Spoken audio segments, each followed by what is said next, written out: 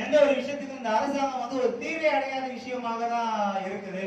அப்பா என்னப்பா இப்படி பண்றீங்களேப்பா, உங்க மக்களே ஒரு பகுதியில காணும்பா. ஆனா நம்ம தளபதி சொல்லி இருக்கிறாரு, எங்க நல்லது நடந்தாலும் எங்க பசங்க பண்ணிருப்பாங்க. அது போலதான் வந்து இன்னமும் அந்த தளபதி அவர் சொல்லும் தமிழக வெற்றி கழகத்தினுடைய செயல்பாடுகளை வந்து நம்ம வந்து செயல்பட்டு இருக்கோம். அதே மாதிரி பெண்களுக்கு நான் நிறைய இடத்துல நம்பர் இதான் நம்மளுக்கு, அதுதான் நம்ம துண்டு, நம்மளுடைய தளபதி சொன்ன வாக்கு இன்னைக்கு அது நிறைவேறுது. இது போலதான் நம்மளுடைய கட்சிகள் இருக்கிற நிர்வாகிகள், எதிர்கட்சியா இருந்தாலும் சரி, ஆளுங்கட்சியா எந்த கட்சியா இருந்தாலும் அவர்கள் பயப்படுற அளவுக்கு நம்மளுடைய செயல்பாடுகள் இருக்கணும்.